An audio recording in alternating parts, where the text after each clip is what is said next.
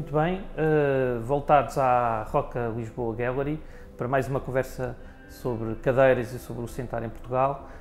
Desta feita com a presença do Daniel Caramelo, um multipremiado designer que eu tenho grande honra em ter como amigo também.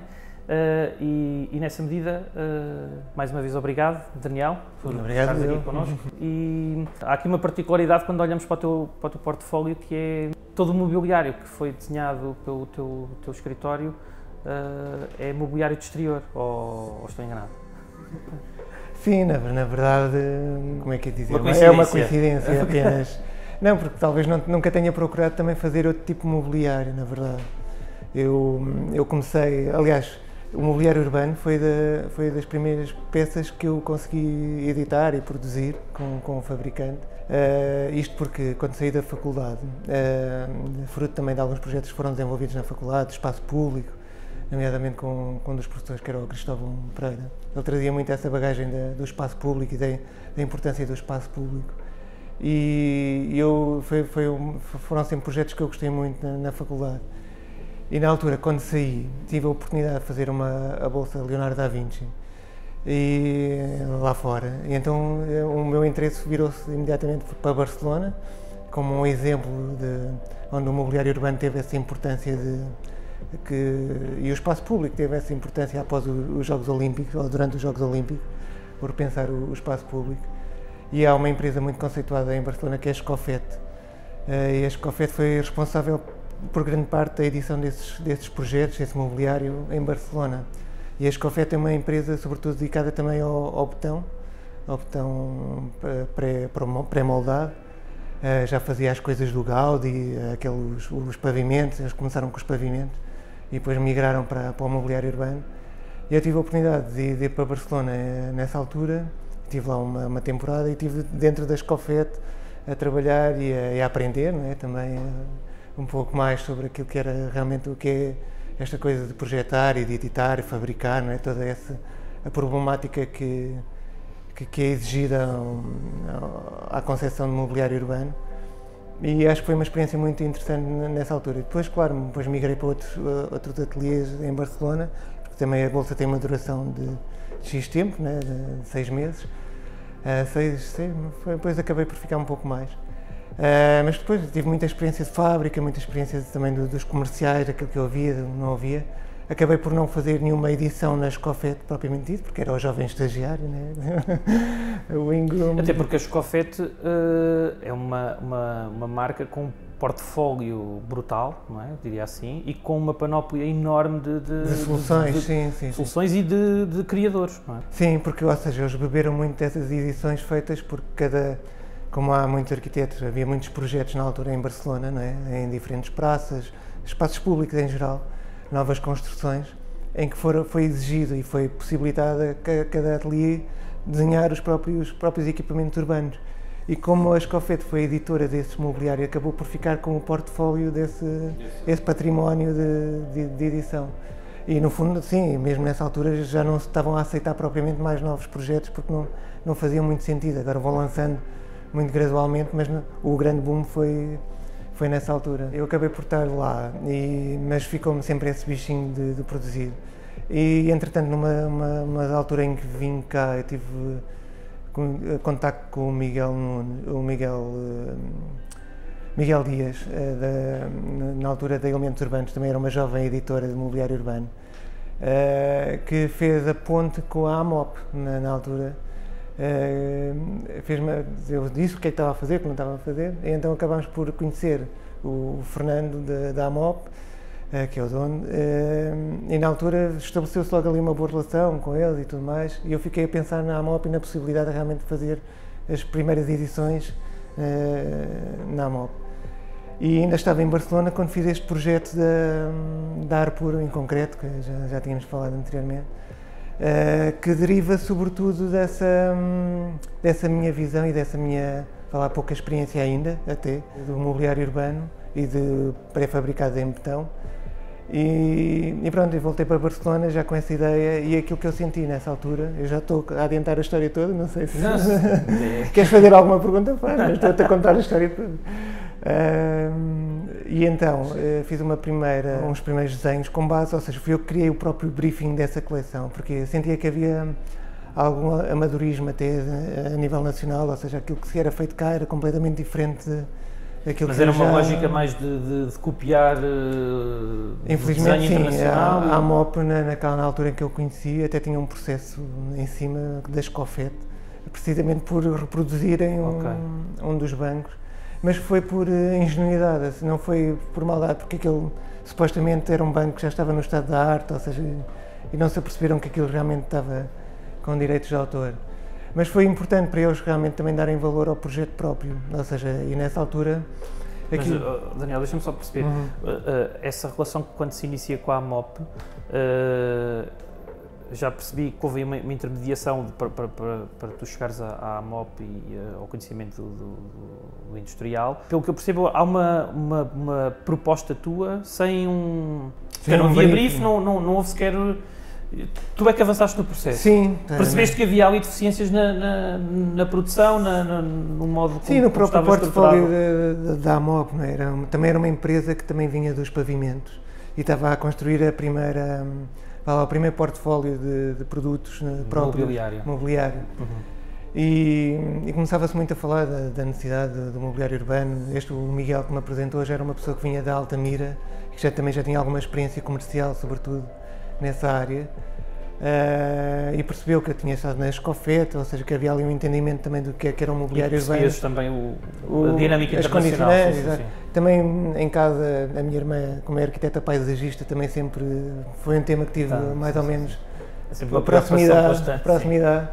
E aquilo que eu sentia, por exemplo, a olhar para o betão, já na Escofete também eu sentia, que era o facto de não haver uma linguagem de betão que transmitisse algum conforto. Eu acho que o betão sempre teve uma ideia de robustez, por um lado, por ser um material realmente robusto e resistente, mas por outro lado, eu acho que nunca foi um material propriamente muito ergonómico ou muito bem trabalhado ou confortável, fosse minimamente confortável. E outro problema que eu sentia ao olhar para o portfólio de ambas as empresas e das empresas em geral de mobiliário urbano, nessa altura, estamos a falar em 2005 já, 2006, era não haver uma família de produtos, ou seja, por exemplo, não havia um complemento de cadeira, com papeleira, com bancos, com bebedouro, ou seja, muitas vezes equipavam-se os espaços públicos com peças soltas de cada um dos... Não havia um critério, acabava de ser uma... Sim, não digo uma amálgama, se calhar essa é a palavra certa. Mas não resultava num espaço público coerente em termos de equipamento. E a minha ideia partiu um pouco daí. E aí surge o ar puro, a linha ar puro. Exatamente, ou seja, surge... Não estamos a falar só de uma cadeira, estamos a falar de uma linha... De uma coleção, uma família de produtos, ou seja, e a intenção foi desde logo o meu briefing foi esse, ou seja, foi criar realmente uma ideia de conforto e uma ideia de família para e quando é apresentado o briefing, e vamos falar em particular da cadeira, ou do banco e da cadeira, como é que foi o trabalho com a indústria? Isto é, foi aceite, fez-se o molde e temos o protótipo e está, ou houve ainda um processo de negociação? Como é que decorreu? Em termos de projetuais? Sim. Não, olha, em termos projetuais foi uma ideia que me surgiu, sobretudo aquela coleção distingue sobretudo pelo perfil que tem, ou seja, é um perfil que tenta reduzir visualmente a espessura do betão, não é? Ou seja, tem ali uns chanfrados para o interior que, no fundo, a percepção da volumetria e aquela percepção de gorda, vá lá, porque o betão exige sempre no mínimo 6 cm de espessura, todo ele, ou seja, nós tínhamos sempre de trabalhar com essa condicionante. E na altura eu fiz uma proposta, fiz a modelação e apresentei, eles gostaram. É daqueles projetos que depois mais tarde uma pessoa até vê, só mais tarde é que se apercebe da facilidade como decorreu, não é? Porque já tive outros projetos que voltam para trás, para a frente, andam ali que temos em negociação, mas eu senti que aquilo que estava a propor já era suficientemente vantajoso, tanto para um lado como para o outro, em termos de coleção, em termos do trabalho do próprio betão, que a AMOP sentiu logo necessidade vontade de ter esse equipamento no seu portfólio. E pronto, e depois nasceu logo, a primeira peça a ser prototipada foi a cadeira, e eu estava à espera de um protótipo mais como direi, mais tosco, esboçado, ou seja, não um material final, mas a primeira, porque neste período eu estava entre Portugal e Barcelona, e então eles foram adiantando as coisas por cá, sem o meu acompanhamento tão presencial, tinha os desenhos técnicos, os 3Ds, etc. Mas as primeiras fotos que eu recebo é do banco como ele está hoje, ou seja, e não sofreu alterações, ou seja, a cadeira não sofreu alterações nenhumas. Nem mesmo depois desse momento, aos dias de hoje, não houve igual, qualquer ajuste, correção? Não. Foi tiro e queda. Isto também porque na altura, lá está, eu estava a trabalhar num outro ateliê lá em Barcelona, com o Diego, sobretudo, estava a trabalhar em dois, com o Martín Azul e com o Diego Fortunato. E com o Diego Fortunato fazia muito equipamento mobiliário, mas para o nome dele, né? Ou seja, no fundo fazia a execução e acompanhamento projetual era a marca dele, a sua marca própria, sim. Mas ganhei muita experiência em termos de ergonomias, espaço para o assento, encosto, inclinações, tudo isso já tinha maturado o suficiente para me sentir à vontade para aquilo que estava a propor ser minimamente fidedigno em termos de resultado final, não é? E depois foi isso, depois seguiu-se também o resto da coleção, lá está, e lembro-me que foi engraçado que na altura em que eles lançaram a coleção já tínhamos uma série de renders feitas, a coleção não nasceu com todas as peças logo de imediato, mas nasceu com uma grande quantidade, bancos, cadeiras coletivas, o bebedouro e a papeleira, o set mais comum da coleção, e na altura era só apresentada em render, ou seja, umas imagens virtuais que eles imprimiram um folheto e distribuíram, e eles ficaram surpreendidos que passado um mês já tinham duas ou três adjudicações em projeto, ou seja, estavam colocadas em projeto, mas já era um sinal muito vantajoso daquilo que viria a ser uma aceitação boa, exatamente. Sim. E pronto, depois foi o desenrolar com eles. A AMOP é uma empresa nessa altura, e ainda agora, mantenho sempre uma muito boa relação com eles. Ou seja, depois tu percebes que aquele erro inicial da cópia foi mesmo ingenuidade, porque depois todo o portfólio que eles têm é completamente... E depois passaram muito a valorizar realmente o trabalho de autor, o trabalho com propriedade intelectual, que lhes dava outras garantias que claramente não estavam ali a competir por preço, não é? Então, porque muitas vezes na obra pública, tu sabes bem disso, não é? Que a grande guerra é sobretudo em espaços públicos, que é diferente de um promotor privado. A guerra baseia-se muito no preço dos equipamentos, e muitas vezes assistência a cópias e é o que mais há, e só para baixar preço. Isso é uma das outras coisas que eu gostava de falar. Um objeto também interessante, porque ao ser desenvolvido em betão tem uma capacidade de resistência ao vandalismo, quer dizer, às forças do tempo que lhe permitem, passado anos, eu acredito que o projeto é de 2005, estamos a falar, se calhar, equipamentos que estão na rua há mais de 15 anos, não é? Quase há 2 décadas. E intactos, sem qualquer... Sim, comparativamente com um produto feito em madeira... Porque isso para o promotor, apesar de ser público, interessa-lhe também que estes equipamentos permaneçam, não é? Sim, mais do que permanecer até intacto é a manutenção que eles não exigem. Ou seja, por exemplo, tens um banco de madeira, até pode estar muito tempo no espaço público, mas exige muita manutenção. Substituição das réguas, pinturas, etc. E depois há um momento que depois já nem sequer... Já não consegues aproveitar nada, não é? Ali o betão, sobretudo porque eles têm armações em aço inox, também as armações estão dentro do betão, nós quisemos logo fazer umas boas armações, sobretudo porque aquilo quase destinava sempre às costas, junto às praias, ainda mais adverso é a condição do mobiliário urbano aí, né? Porque está sujeito não só aos vandalismos e à atuação pública em geral, que todos os outros têm, mas sobretudo a presença da água e do sal, exatamente. Daí tenha sido tão bem aceito, por exemplo, na Baía de Luanda, ou seja, foi um grande projeto onde está... Sim, até porque acaba por ser uma linha que, se calhar, para aqueles mais desatentos, está espalhada de norte a sul do país. Tem muito sítio. E fora dele também. Para mim dá-me algum gozo chegar a uma praça ou um largo e reconhecer esse mobiliário. Sim. É curioso que dentro, depois de todos os outros projetos que fiz, máquinas de café, outros equipamentos, etc., o mobiliário urbano essa coleção em particular é das que suscita sempre maior retorno em termos de identificabilidade, não é? Tenho, volta e meia, recebo sempre alguém que me mandou a foto, olha, vi os teus bancos aqui e acolá. E é muito engraçado, por acaso, gosto muito dessa sensação de que, olha, estão no pico nos Açores, que engraçado. Pois, a determinada altura, no início, tu sabias onde ela estava e chega uma altura que perdes o controle. Sim, apesar de eu receber sempre o registro para onde as peças são colocadas, ou seja, acabo por não constatar, não é? Claro. Mas sim, ainda a última que recebemos era de um projeto em França, por acaso bastante bem enquadrado num centro desportivo, muito, muito bonito. Acho que é dos sítios onde vejo aquilo mais bem aplicado. Mas, por exemplo, há outros sítios que eu acho que se calhar até são más escolhas, por exemplo, ali junto à estação de comboios em Aveiro, que aquilo tem todo um edifício clássico, tradicional, com azulejos, e depois aquilo está na frente. Se calhar eu agradeço, de identidade de memória que ainda conseguimos enquadrar, sim, os bancos do fasqueado de madeira verdes. Sim, talvez da Alba. Se calhar talvez um bocadinho mais assim da Alba, mais enquadrado, não é? Sim, talvez, não sei. Mas claro, eu fico contente de os ver, mas eu próprio como autor acho que se calhar não é a melhor situação para os aplicar, não é? Ou seja, mas por exemplo, já calçada portuguesa, o azulejo azul e branco, tudo aquilo dá um. Mas por outro lado, por exemplo, na Baía de Luanda acho que está impecável, não é? Acho que funciona lindamente, ou seja, também depende muitas vezes da escolha das próprias cores, do equipamento, não é? Não sei. Olha, e pegando na questão da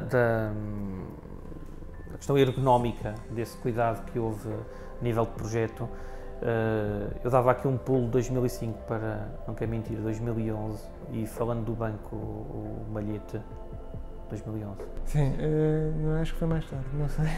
14 sempre. Dando aqui um salto de meia década, mais coisa, menos coisa, estamos a falar também de um banco que procura essa questão, de o modo como, mais do que o sentar, conseguimos descobrir ali um outro ocupar, não é? Uma outra forma de ocupar o banco, que eu acho que é singular, que é um pouquinho diferenciada daquilo que não é? Da Arbor. Sim, são tecnologias diferentes, não é? À partida, uma é betão, outra é madeira e metal, não é? Mas só fazendo essa ponta da ergonomia, por exemplo, esta coleção da Arbor também teve muita aceitação nas escolas, precisamente por serem todas, as arestas serem todas boleadas e ser fácil de segurança, não haver ali problemas. Sim, essa questão do Malhete. O Malhete é um projeto único, não é? Só existe aquele exemplar, ao contrário destes da Arbor, que estão espalhados por muito lado. Que nasceu desse projeto, estávamos a falar antes de começarmos, do Art on Chairs. Foi uma parceria entre a Câmara Municipal de Lisboa e a Câmara Municipal de Paredes, no projeto do Art on Chairs, em que pressupunha o desenvolvimento de equipamento específico ali para as zonas do Caixo de Dré e do Corpo Santo. E pretendia-se fazer ali duas tipologias de mobiliário, que era um mobiliário de estar, para longas estadias, e outro mais ligeiro, de passagem, como é um espaço intermodal de barcos, de comboios, para estadias curtas.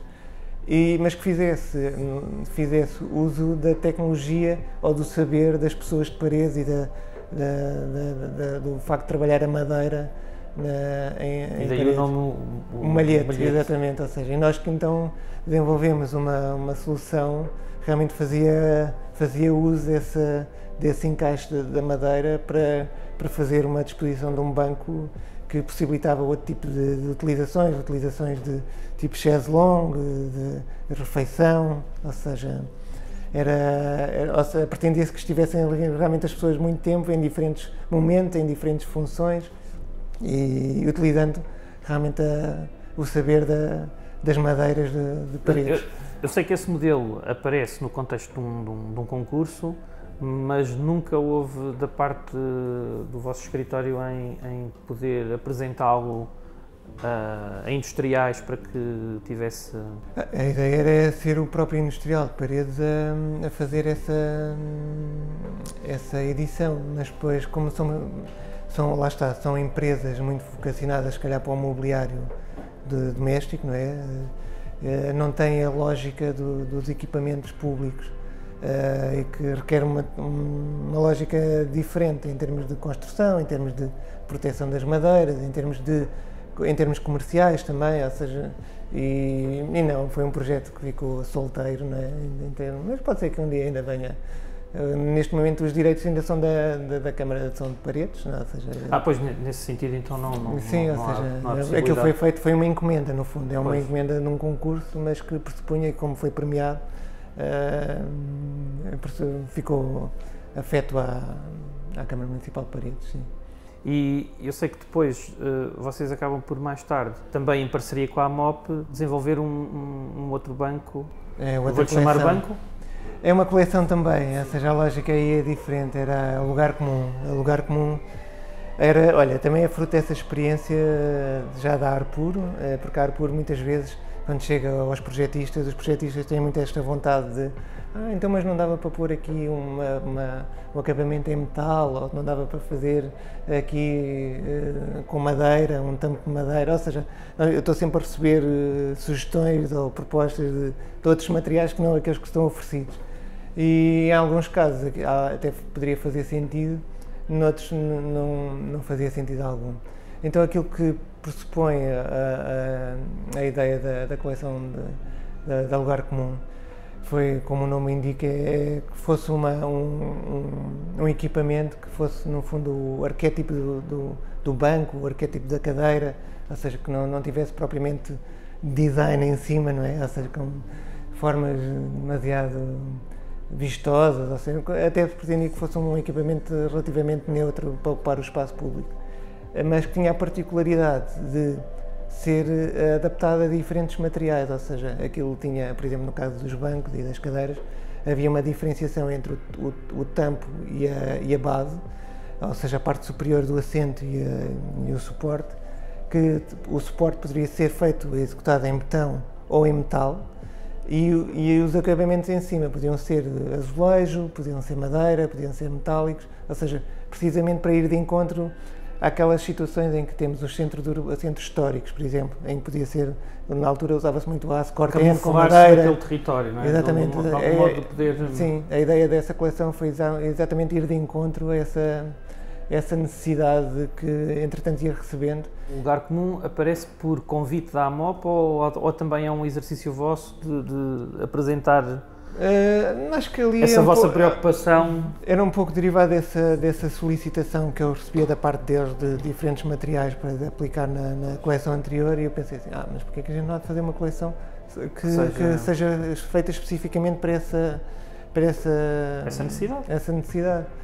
E depois, na altura, aquilo foi já em 2011 ou 12, já não sei, mas nós criámos uma coisa inovadora, muito inovadora nessa altura, que era um simulador de acabamentos, ou seja, que nós, como agora, tu fazes nos carros, fazes sei lá, qualquer compra que faças online em que dê para customizar, tu consegues facilmente as tintas do interior da habitação. Exatamente. Mas nessa altura nem havia forma de programar isso, ou seja, lá encontramos um programador, porque também fizemos esse desenvolvimento juntamente com um programador, que nos fez realmente essa possibilidade de escolher os tampos, as bases, ou seja, a pessoa online ia ver realmente compondo a sua ideia de mobiliário urbano.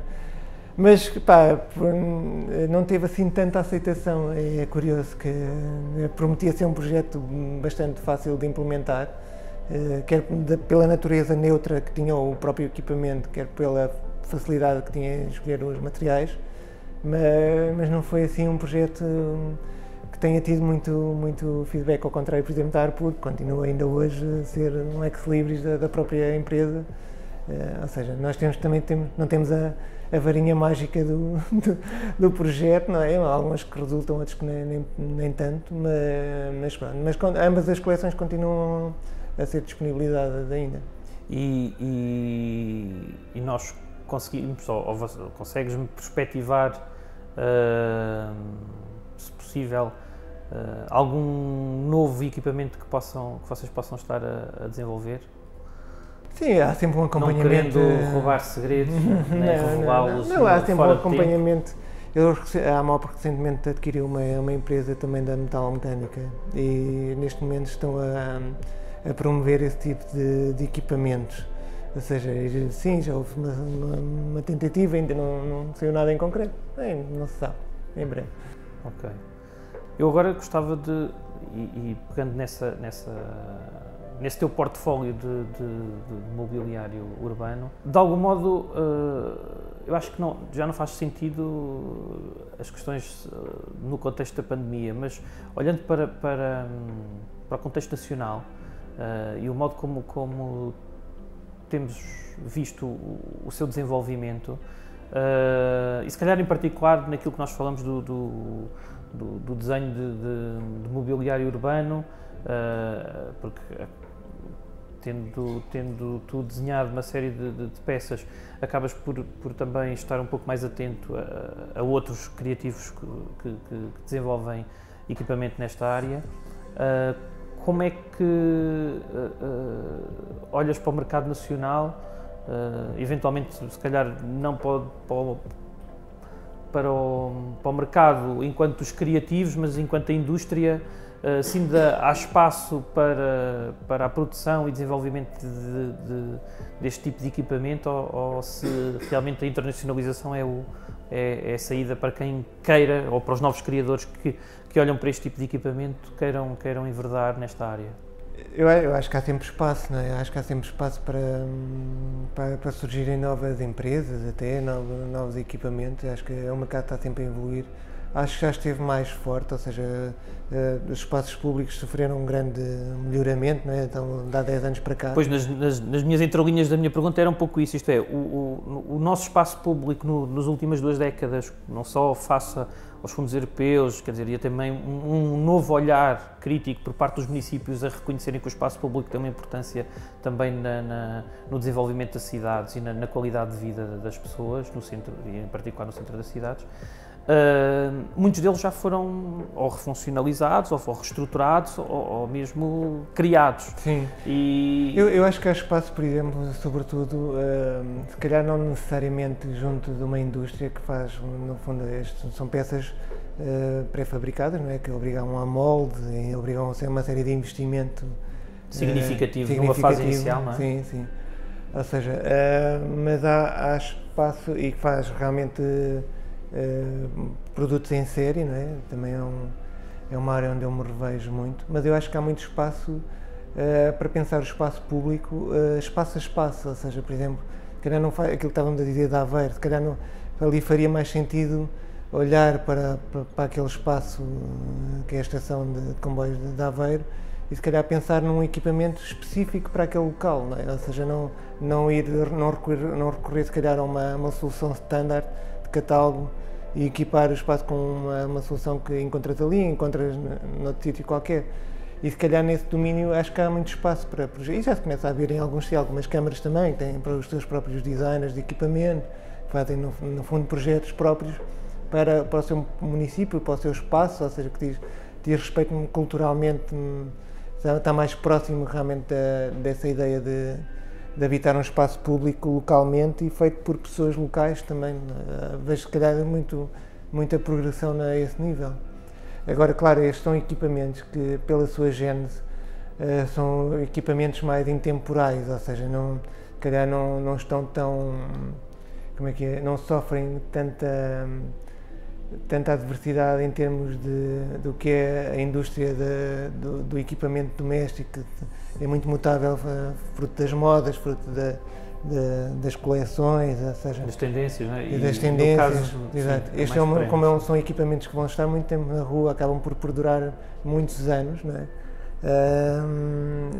Tem uma lógica, se calhar, diferente de renovação também, ou seja, por isso aguentam-se mais tempo sem estarem desatualizados.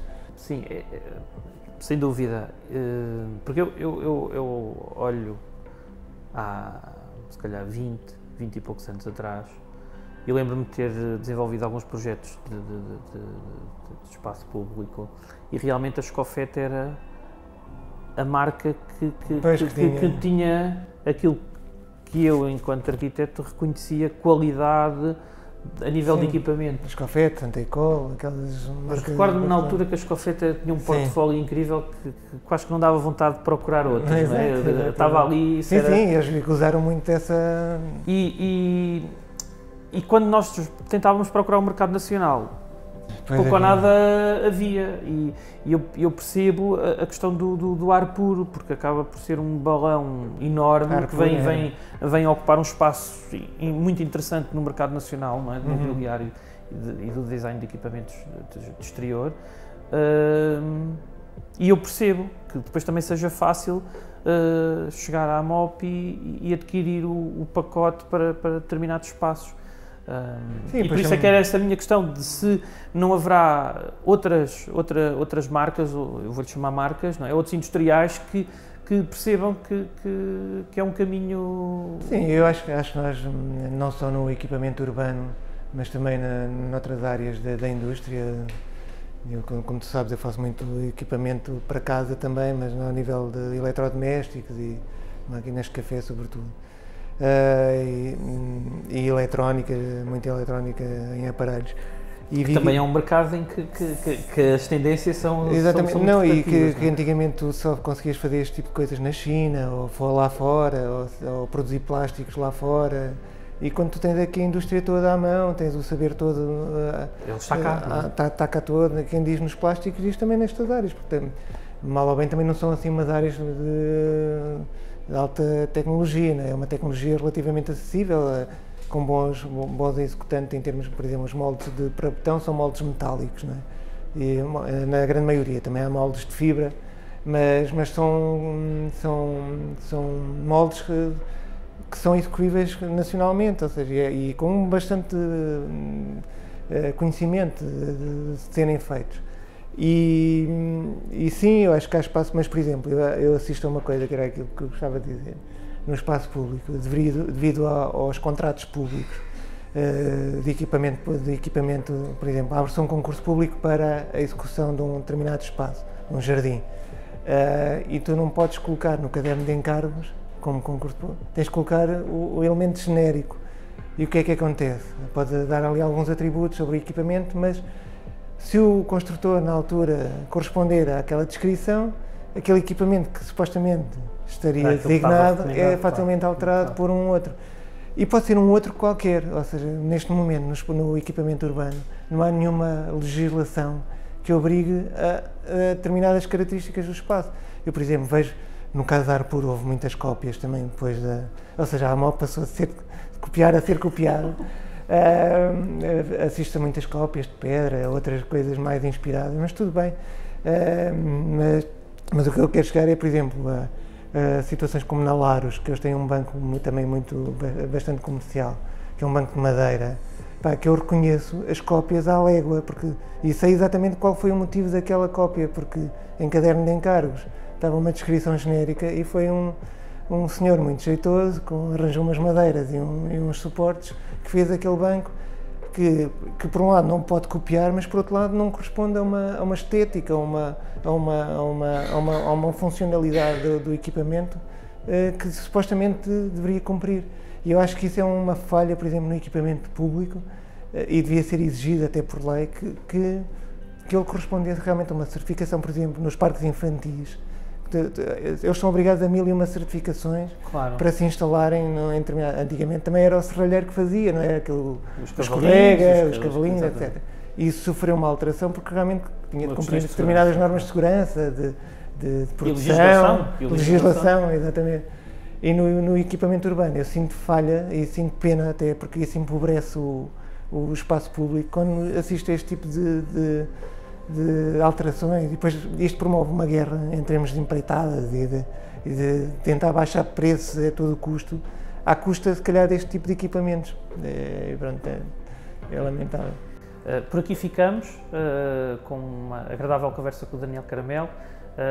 Espero que continuem a seguir as nossas conversas e até à próxima conversa. Obrigado.